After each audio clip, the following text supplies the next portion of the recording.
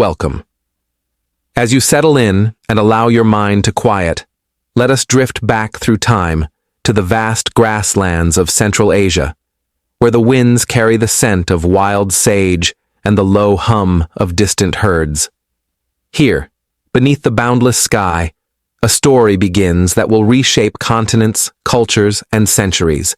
This is the story of the Mongol Empire. Tonight, we embark on a gentle but scholarly journey through the rise and legacy of one of history's most extraordinary empires. The Mongol Empire, founded by a man born to obscurity on the open steppe, would become the largest contiguous land empire the world has ever known. But this is not just a story of conquest. It is also a story of movement, of language, of commerce, and of unlikely unity forged through force, but also through vision. Let the hum of the past lull you as we explore how a nomadic culture gave rise to a world-shaping civilization. Through quiet fields, moonlit tents, and windswept battlefields, we will learn of traditions passed through generations, of diplomacy conducted on horseback, and of cities transformed by the currents of empire. Our journey begins in the late 12th century with the birth of a boy named Temujin. Born into a fractured clan culture, his early years are defined not by glory, but by survival on the harsh steppe, where food was scarce, enemies many, and alliances fragile. Yet from these beginnings will arise Genghis Khan, a name that will echo across centuries and continents. As we pass gently through time, you'll learn not only of battles and borders, but of the daily lives of ordinary people. What did a Mongol herder dream of under the stars? How did merchants travel the famed Silk Road under imperial protection? What foods filled their bowls, what songs filled their camps, and what beliefs guided their actions? We will journey through 6 chapters, each unfolding calmly, clearly, and chronologically. We begin with the origins Temujin's early life and the tribal dynamics of the steppe. Then we'll move into his consolidation of power and proclamation as Genghis Khan. From there, we follow the swift and calculated expansion of the Mongol armies across Asia and into Europe. We examine governance, trade, and cultural exchange under Mongol rule. And finally, we watch the empire fragment into successor states, yet leave an indelible imprint on the world. Though war is part of the Mongol story, our telling will not dwell on the violence. Instead, we focus on understanding how such rapid expansion was possible, how administration flourished, and how distant cultures were drawn together through Mongol rule. Throughout, we'll use accessible language to explain unfamiliar terms. For example, a Kurultai, you'll hear this word often, was a traditional Mongol council, a gathering of leaders to make important decisions. Or the Yam system, the empire's extensive relay network for fast communication, like a medieval postal service connecting east to west. Terms like these will emerge naturally and be softly explained so they never interrupt your rest. At each stage, we'll pause and reflect, allowing your mind to drift with the flow of history. You'll find a rhythm to the narrative, never rushed, always measured. Think of this not as a lecture, but as a calm, immersive story told beside a low campfire beneath ancient stars. The Mongol Empire was never just about conquest. It was about movement of ideas, of people, of goods. It brought Baghdad's scholars into contact with Chinese astronomers. It connected Islamic art with Tibetan motifs. It made possible the most secure long-distance travel the pre-modern world had ever known. In its prime, a merchant could walk from the Caspian Sea to the Pacific Ocean beneath the same imperial seal. As we progress, remember that this story is not one of distant kings alone. It is the story of envoys and artisans, of camel drivers and captive scribes, of mothers, warriors, bakers, and monks. In telling their stories, we humanize the history, soften its edges, and allow its deeper truths to settle gently in your mind. By the end of this journey, you may find yourself surprised at how much you've absorbed not through effort, but through presence. The calm cadence of the past will accompany you into restful sleep, and in the morning, echoes of the empire may remain. So take a breath, let your body rest, and together, we'll begin with Chapter 1, The Birth of Temujin. Temujin is born around the year 1162, near the banks of the Onan River in northeastern Mongolia. The world into which he enters is boundless and raw, a great sea of grasslands, broken only by the winding rivers and distant mountain silhouettes. The air is sharp with the scent of snow in winter and sagebrush in spring. Life here is difficult, yet rhythmically beautiful. The people of the steppe are pastoral nomads. Their lives revolve around the seasons, the herds, and the movement of the wind. Homes are round felt tents called gyrs, warm and collapsible, built to move with the grazing patterns of livestock. The Mongols raise horses, sheep, goats, and yaks, animals that provide milk, meat, wool, and the sinew of survival. Each day is a cycle of tending to the herds, repairing tools, teaching children the skills of riding, archery, and oral history. Temujin's father, Yesugei, is a minor noble of the Borjigin clan, one of many tribes that form the loose mosaic of Mongol society. He is respected, but not powerful. His wife, Hoelun, comes from a rival group, and their union is a symbol of both alliance and abduction, as was not uncommon in those times. Hoelun proves to be strong, intelligent, and deeply resilient, a figure of strength in Temujin's life. In these early years, Temujin is surrounded by the teachings of steppe life. He rides a pony before he can walk. He learns to string a bow, to track in the snow, and to recite the legends of the Mongol stories of the blue wolf and the white doe, the mythical ancestors of his people. But hardship soon interrupts this childhood. Yesugei dies suddenly, poisoned by a rival clan during a diplomatic visit. Without his protection, Temujin's family is abandoned by their tribe. Their camp is looted, their animals taken, and they are left on the steppe with little more than their gurs and each other. These are bitter years. Hoelun keeps the family alive with sheer will. She teaches her children how to forage, how to sew skins into clothing, how to read the moods of the weather and the movements of the herds.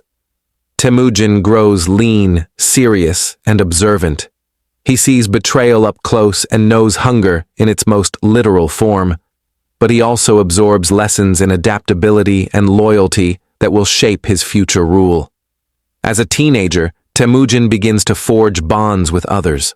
One is with a boy named Jamuka, another young noble. The two become andaz, or sworn brothers. This steppe tradition is more than friendship. It is a sacred tie of loyalty, often stronger than family.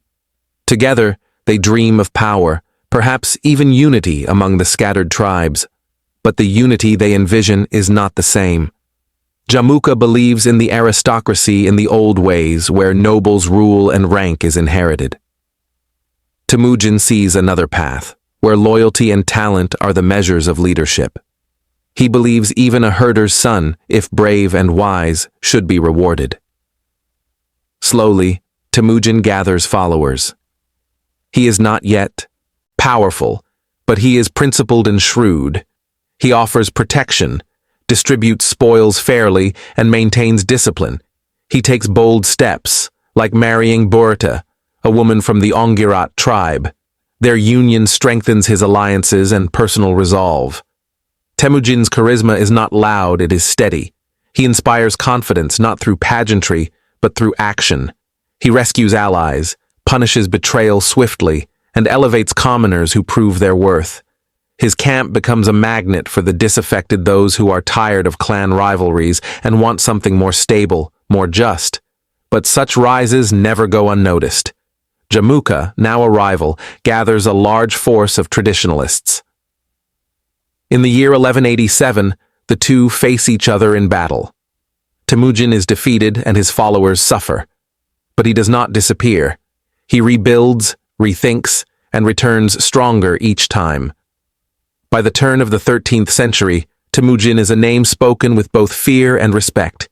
He has the loyalty of key tribes, the wisdom of the steppe, and a vision of something far greater than scattered clans. He dreams of a unified Mongol nation, not merely a tribe, but a people. He calls a Kuriltai a council of leaders, and in 1206 they proclaim him Genghis Khan, meaning universal ruler. It is more than a title. It is a declaration of transformation. Temujin has become Genghis Khan, and the Mongol Empire has begun.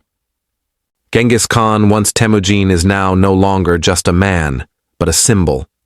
In 1206, the Mongol tribes declare him their supreme ruler at a grand Kuriltai held on the banks of the Onan River. The air is cool, the sky boundless, and gathered beneath it are leaders from across the steppe, their horses tied nearby, their yurts pitched in loose circles. They drink fermented mare's milk or airag and speak of new beginnings. The long-fractured tribes now stand together, but unity is not yet assured. Though the title has been bestowed, many loyalties remain fragile. Genghis Khan understands that unity will not come simply through words, it must be shaped through careful rule and wise reforms. The first of these reforms is administrative. He reorganizes Mongol society into a system of Arban, Zun, Mingan, and Tumen units of 10, 100, 1,000, and 10,000 households, respectively. These are not based on tribal lines, but on merit and loyalty. In this way, he dismantles traditional power structures and builds new bonds of service directly to him. The structure is military, but also social, ensuring every household is connected to a wider unit, accountable to a commander, and protected in turn. He also establishes laws known as the Yasa, a flexible legal code meant to unify the people through shared principles rather than tribal customs. The Yasa is partly oral, partly secret, and always evolving. It emphasizes loyalty, discipline, and honesty. Adultery, theft, and betrayal are severely punished. But religious tolerance is not only allowed, it is expected. Indeed, Genghis Khan is deeply pragmatic when it comes to religion. Though the Mongols themselves follow Tengriism, a traditional belief system centered on the sky god Tengri, he recognizes that others do not.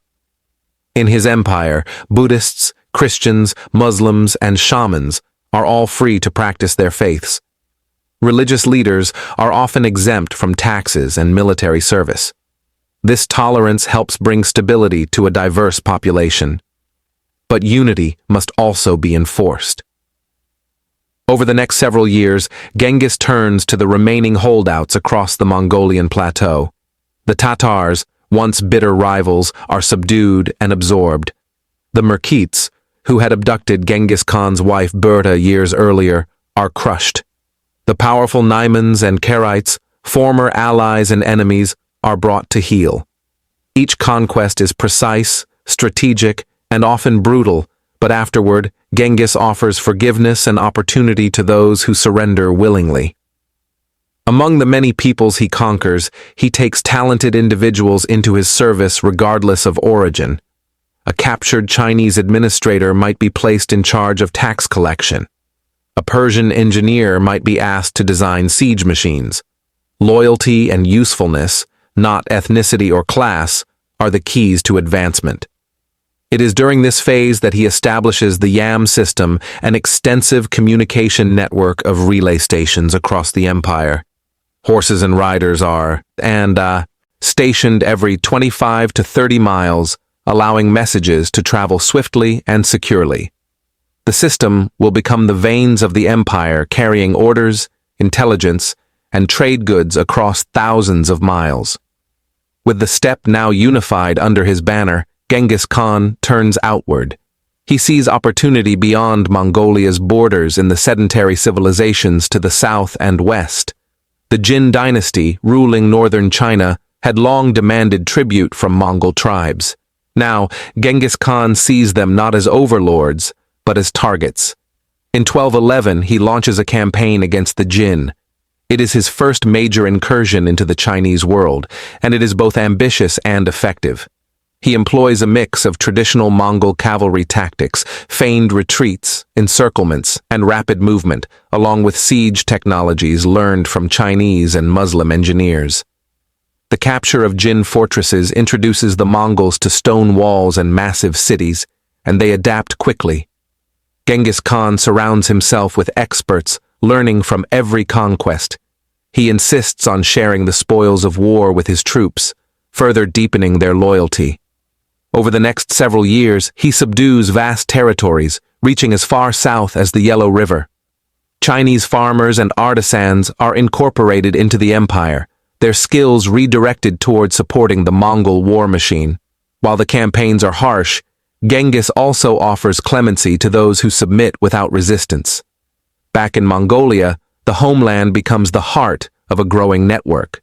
Karakoram, not yet a great city, begins to emerge as a central base, a seasonal seat of power, rather than a permanent capital. The Mongols, ever mobile, prefer the open plains and move their government as needed. Bureaucracy becomes portable files, scribes, tents, and court all travel together.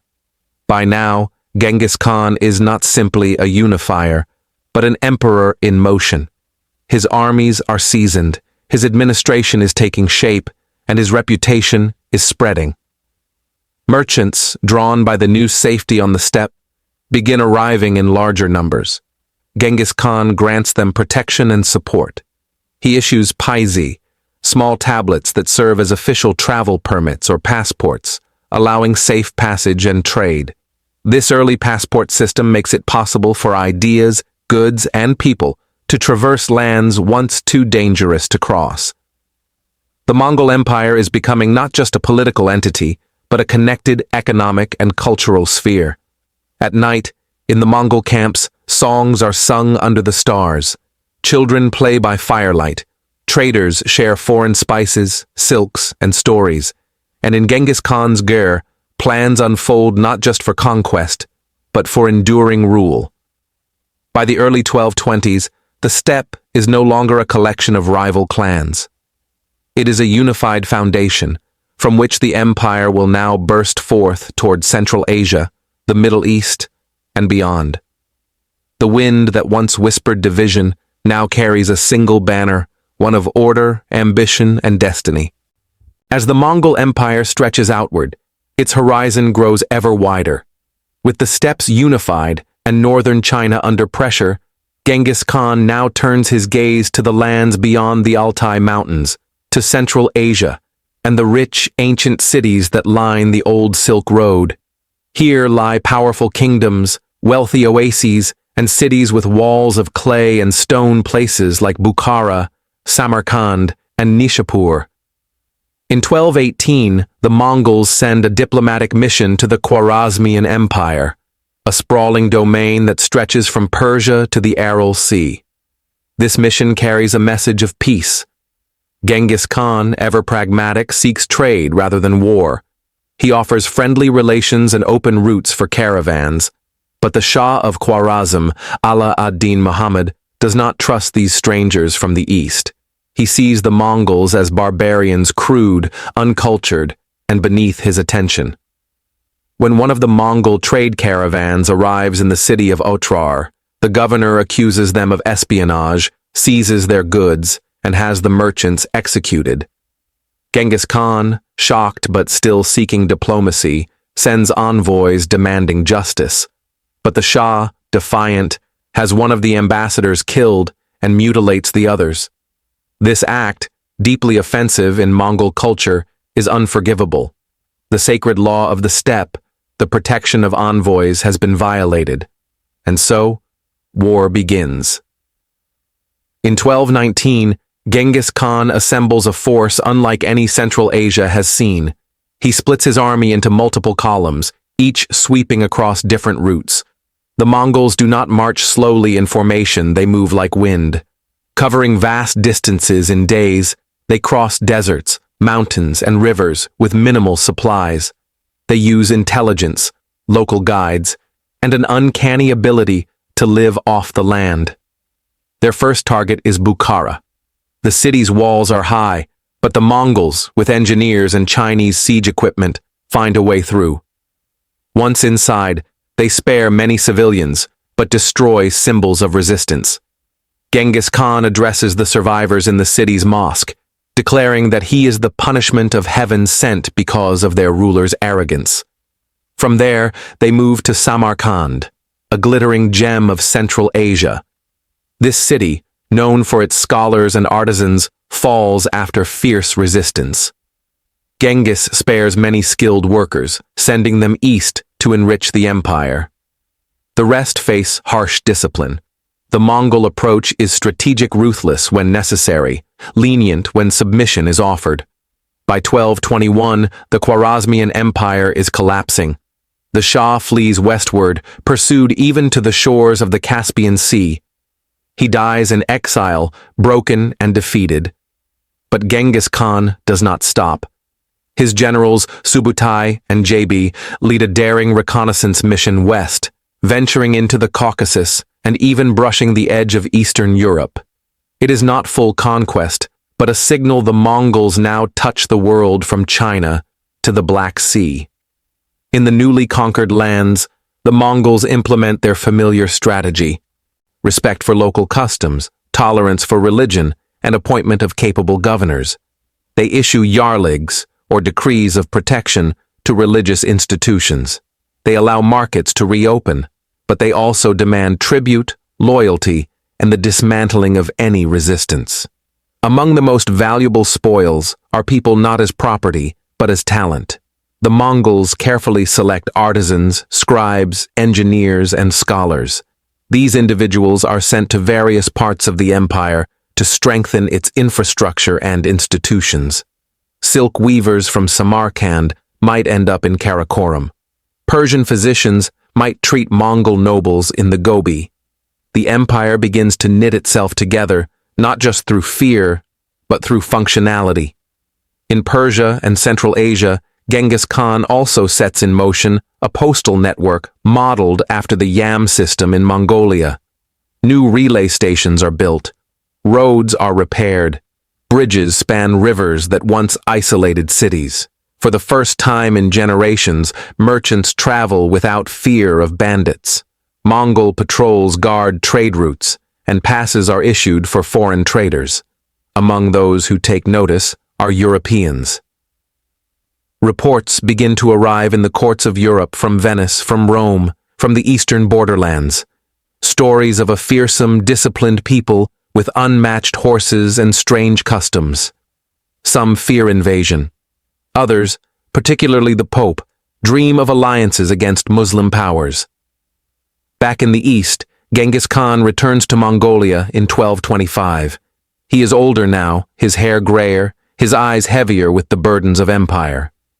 Yet he remains alert, precise, and utterly devoted to the future of his people. That future, he knows, must include succession. He calls a Kuriltai and gathers his sons Yochi, Chagatai, Ogadai, and Tolui. Each has been given commands, land, and responsibility. But tension brews. Yoshi, the eldest, is often at odds with Chagatai. Their mother, Borte, was once abducted, and questions about Joshi's legitimacy linger. To prevent conflict, Genghis names Ogadai as his successor, a middle son, known for his balance and patience. This careful preparation for succession reflects Genghis Khan's deeper insight, that conquest alone cannot sustain an empire. It must be governed, handed down, and managed through consensus and law. But even as he prepares for peace, one final campaign calls to him. In 1226, conflict erupts with the Western Xia, a Tangut kingdom in northwestern China. Though previously subdued, they rebel against Mongol authority.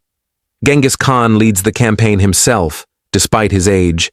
The battles are hard, the climate is arid, the resistance stubborn. But the Mongols, relentless and coordinated, press forward. They siege cities, divert rivers, and slowly wear down their opponents. In 1227, during this campaign, Genghis Khan falls ill, some say from injuries, others from fatigue or sickness. His death is kept secret at first to prevent disruption. He is buried in a hidden grave somewhere in Mongolia, his tomb unmarked and protected by legend. The man who rose from obscurity to become master of half the known world is gone.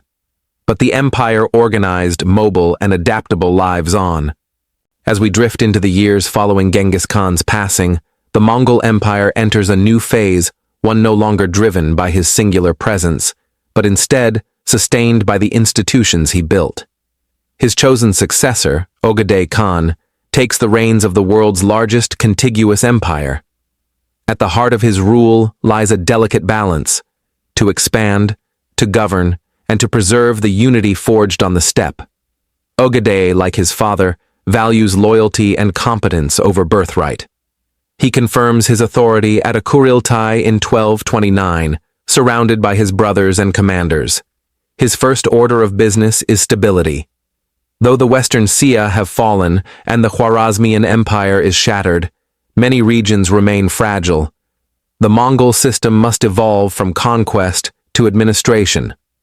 To govern an empire that stretches from the Yellow Sea to the Caspian, Genghis strengthens the Yam system, the imperial postal relay network. Dozens more stations are added. Riders, expert horsemen carry messages across thousands of miles with astonishing speed. Each station is stocked with fresh horses, supplies, and shelter. A document bearing the Khan's seal, a paisa, guarantees the traveler's safety and priority. This system is not merely for communication, it becomes the spine of governance. Orders move swiftly, reports arrive reliably, and merchants gain confidence in long-distance trade. Genghis also oversees the construction of a permanent capital, Karakorum, on the Orkhon River in central Mongolia. Unlike the temporary camps of earlier years, Karakorum becomes a hub of diplomacy, administration, and multicultural exchange. Skilled craftsmen, Chinese, Persian, Russian, and Central Asian, are summoned to build temples, workshops, and palaces. The city reflects the empire's diversity. A Buddhist stupa stands beside a Muslim mosque, and not far from them, a Christian church. Here, foreign envoys are received, gifts are catalogued, and taxes are weighed and distributed. Though Mongol rulers remain nomadic in spirit, Karakorum offers an anchor to their growing bureaucracy. Economically, the Mongols adopt policies that foster trade and tax efficiency. In China, where paper currency already circulates, Mongol authorities continue to support a mixed monetary system. They standardize weights and measures, reduce the burden on peasants, and promote stability over upheaval. Merchants, especially, flourish under Mongol protection. The Silk Road, once fragmented by petty warlords, becomes a superhighway of exchange. Caravans move under official escort, bearing silks, spices, porcelain, gems, furs, and medicines. In return, ideas and innovations travel eastward: astronomy from Persia, medicine from India, printing techniques from China. To oversee taxation and census work, the Mongols rely on administrators from conquered regions. In northern China, former Jin officials assist with agricultural records. In Persia, Muslim viziers help manage revenue. The Mongols themselves often avoid hands-on governance, preferring to supervise rather than intervene directly. And yet, for all their delegation, the central authority remains potent. Any official may be summoned to answer for abuses. Corruption, while not eliminated, is punished harshly when discovered. Genghis Khan's legal code, the Yasa, remains in force, though it is now supplemented by regional laws and traditions. Culturally, this period is marked by flourishing exchange. Mongol courts sponsor translators, scholars, and artisans. At Karakorum, a multilingual scriptorium copies documents in Chinese, Arabic, Uyghur, and Persian. Court astrologers study stars according to both Islamic and Chinese systems. Physicians debate treatments in several languages. Even culinary tastes reflect the empire's reach. Mongol nobles enjoy fermented mare's milk alongside Persian stews, Chinese dumplings, and Russian honey cakes. At banquets, dishes from across Eurasia are shared, reflecting a growing awareness of the empire's diversity. In diplomacy, the Mongols maintain channels with Europe and the Islamic world. Papal envoys arrive, seeking alliances against Muslim powers. Armenian and Georgian kings offer tribute and request protection. The Mongols, though not Christian themselves, recognize the strategic value of Christian allies. But Ogedei's reign is not merely about governance, it is also about expansion. He authorizes a massive campaign into Eastern Europe, led by Subutai and Batu Khan, a grandson of Genghis. In the 1230s and early 1240s, Mongol forces sweep through the steppes of Kievan Rus, cross the Carpathian Mountains, and defeat Hungarian and Polish armies. Cities like Kiev, Krakow, and Buda fall before them. But just as the Mongols stand poised to strike deeper into Europe, Ogedei dies in 1241. His death halts the campaign, as Mongol nobles must return to Mongolia for a Kurultai to elect the next great Khan. This interruption saves Europe from deeper invasion, a twist of fate shaped by steppe tradition.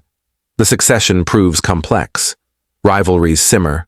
Ogedei's family wants to maintain its hold, but other branches, especially the descendants of Tolui, begin to assert influence. After a period of regency and negotiation, Mongol Khan, a son of Tolui and grandson of Genghis, becomes Great Khan in 1251. Mongol continues reforms and launches new campaigns, including into Song China and the Middle East. His reign sees further development of roads, law codes, and revenue systems. He also emphasizes religious tolerance, inviting Christian, Buddhist, Muslim, and Taoist scholars to his court for open debates, some of which are preserved in historical records. When Mongol dies in 1259, the empire begins to strain under its own weight. The succession crisis that follows sets the stage for fragmentation. But during these years, from Ogedei to Mongol, the Mongol Empire reaches its administrative zenith. The dream of Genghis Khan lives on in law, infrastructure, and the steady rhythm of horses crossing Eurasia with messages, maps, and hope. And as we drift gently into reflection, imagine the great hall at Karakoram candlelight flickering on painted walls, scrolls unrolled on polished tables, scribes murmuring in half a dozen languages. Outside, the wind whispers over the steppe, but inside, the machinery of empire turns quietly, precisely, endlessly. As we continue our gentle passage through the story of the Mongol Empire, we arrive at one of its most transformative figures, Kublai Khan, grandson of Genghis, and the man who would become the first non-Chinese emperor to rule all of China. His reign marks both a continuation of the Mongol world and a turning point, the moment when steppe nomads fully embrace the complexities of a sedentary civilization. Kublai is born in 1215, during the early expansion years of the Mongol Empire. From childhood, he is different from many of his kin. While he masters the art of horseback warfare, he is also deeply curious about other cultures. His tutors include Confucian scholars and Buddhist monks. He learns Chinese history, philosophy, and the administrative techniques that have governed dynasties for centuries. When his brother Mongol becomes Great Khan in 1251, Kublai is entrusted with the campaign against the Song dynasty, the last major Chinese regime resisting Mongol control. The Song, centered in the fertile south, are wealthy, sophisticated, and defended by rivers, cities, and strong bureaucracy. To prepare for conquest, Kublai studies Chinese administration, appoints advisors from various backgrounds including Muslims, Tibetans, and Chinese, and builds up a mixed army. His leadership is both inclusive and strategic. He adopts Chinese titles, encourages agriculture, and begins to govern the north as a settled ruler, not merely a conqueror. But the road to power is not without conflict. When Mongol dies in 1259 during a campaign in Sichuan, a power struggle erupts. Kublai declares himself Great Khan in 1260, but his cousin Arik Boke, representing the more traditional Mongol faction, challenges his claim. The resulting civil war lasts several years and weakens the unity of the empire. Kublai ultimately prevails, but the cost is high. Though he is now the undisputed ruler of the eastern Mongol world, the western regions, including the Golden Horde, Chagatai Khanate, and Ilkhanate, begin to act independently. The once unified empire begins to fragment into four major khanates. In 1271, Kublai formally proclaims the Yuan dynasty, adopting a Chinese dynastic name and presenting himself as Emperor of China. This moment is significant. It signals his intent not merely to conquer China, but to rule it in continuity with its ancient traditions. The Yuan capital is moved to Dadu, present-day Beijing. There, Kublai oversees the construction of palaces, gardens, and offices. The city is laid out in geometric symmetry, with wide avenues and stone bridges. At its heart is the imperial palace, not unlike the future Forbidden City, with red lacquered beams and golden rooftops that glint in the morning sun. Kublai's government is diverse. He maintains Mongol customs, but blends them with Chinese practices. Top officials include Persians who manage finance, Uyghurs who oversee communications, and Chinese scholars who administer civil records. He also revives the Confucian examination system, albeit with modifications to suit the new order. He is a patron of the arts and sciences. Tibetan Buddhism flourishes under his protection, and he invites Buddhist monks to court. He supports Taoist alchemists, Persian astronomers, and Chinese engineers. Under his reign, paper money becomes more standardized, roads are improved, and the Grand Canal is extended to link the north and south. Trade continues to thrive. The Pax Mongolica, or Mongol Peace, ensures safe passage from Europe to East Asia. Marco Polo, the Venetian merchant, visits Kublai's court in the 1270s and later describes his experiences in Europe. He paints a picture of immense wealth, order, and cultural fusion. Though his accounts are sometimes exaggerated, they reflect a genuine awe at the empire's vastness and complexity. But Kublai's reign is not without difficulties. Though the Yuan dynasty brings innovation, it also fosters resentment. Native Chinese officials often feel sidelined in favor of foreign administrators. Social hierarchy becomes rigid. Mongols stand at the top, followed by Central Asians, Northern Chinese, and finally, Southern Chinese at the bottom. There are famines, floods, and economic burdens. Paper money, once effective, becomes unstable when overissued. Taxation grows heavier to support the military and court expenses. Revolts simmer in the countryside, and banditry returns in some provinces. Militarily, Kublai suffers setbacks. His attempts to conquer Japan in 1274 and 1281 failed disastrously. The Mongol fleets, though large and well-organized, are destroyed by typhoons later called kamikaze or divine winds by the Japanese. Campaigns in Vietnam and Java also yield little lasting success. Despite these challenges, Kublai remains committed to his vision. He lives into his 70s, increasingly frail but mentally alert. He spends his later years in relative seclusion, mourning the deaths of his wife and son, and watching as internal tensions grow. In 1294, Kublai Khan dies. With him ends the era of strong central leadership in the Yuan dynasty. Though his successors inherit the throne, none match his political skill or commanding presence. And yet, his legacy endures. Under Kublai, the Mongol Empire becomes not only a military marvel, but a civilizational bridge between the nomadic world of the steppe and the settled empires of Asia. His reign represents the flowering of Mongol governance at its most syncretic, a blend of conquest and culture, tradition and transformation. As we rest beneath the quiet skies of this chapter, let us picture Dadu at dusk, a city of lantern-lit streets, camel caravans arriving at its gates, scholars debating astronomy under painted eaves, and messengers galloping through courtyards with scrolls from Samarkand. The world feels vast, yet strangely connected. As we drift into the final chapter of the Mongol Empire's story, the once united realm begins to recede like mist across the steppe. After the death of Kublai Khan in 1294, the empire no longer holds together as a single political entity. Its enormous size, internal rivalries, and the natural challenges of ruling such vast and diverse lands all begin to weigh heavily. The Yuan dynasty in China enters a slow decline. Kublai's successors lack his vision and leadership. Court intrigues multiply. Economic hardship and natural disasters deepen unrest. By the mid-14th century, the empire is beset by famines, floods, and revolts. Peasants, overburdened by taxes and mistreated by corrupt officials, rise up in rebellion. One of these uprisings, the Red Turban Rebellion, gains momentum in the 1350s.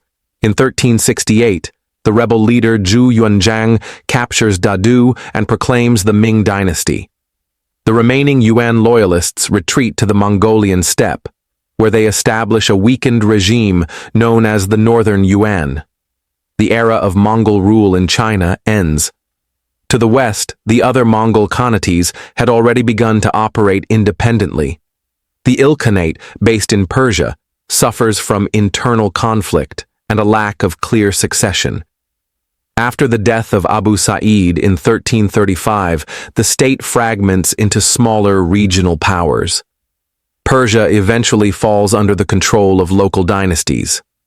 In Central Asia, the Chagatai Khanate splinters into western and eastern halves. The western region gives rise to local powers, including the emerging force of Timur, or Tamerlane, in the late 14th century. Timur claims descent from the Mongols, though he is not a direct descendant of Genghis Khan. His campaigns briefly revive memories of Mongol conquest, but his empire, too, is short-lived. In the north, the Golden Horde retains strength for longer. Based in the steppes north of the Black and Caspian Seas, it dominates the Russian principalities for over a century. Cities like Kiev, Moscow, and Novgorod pay tribute to the Khans of Sarai. But over time, local Russian rulers grow stronger, especially the Grand Duchy of Moscow. By the late 1400s, the Golden Horde dissolves into smaller khanates, Kazan, Astrakhan, Crimea, which will later fall to the expanding Russian state. The long period of Mongol influence, known in Russia as the Tatar yoke, leaves deep marks on governance, taxation, and military organization. Yet even as the political unity of the Mongol Empire vanishes, its legacy endures in quiet, pervasive ways. First and foremost, the Mongols changed the scale of human interaction. For the first time in history, nearly all of Eurasia is linked under a single network of trade, communication, and movement. The Silk Road, once a series of isolated caravan routes, becomes a vibrant corridor of exchange. Goods, silk, spices, textiles, glassware, books move freely from China to the Mediterranean. Alongside them, ideas travel too. Gunpowder spreads westward, paper-making reaches. Europe and Arabic numerals gain wider use. Philosophies, artistic styles, and medical knowledge intermingle across continents. The Mongols also leave a mark on the idea of empire. They govern not by enforcing uniformity, but by creating space for diversity under order. Religious tolerance becomes a hallmark of their rule.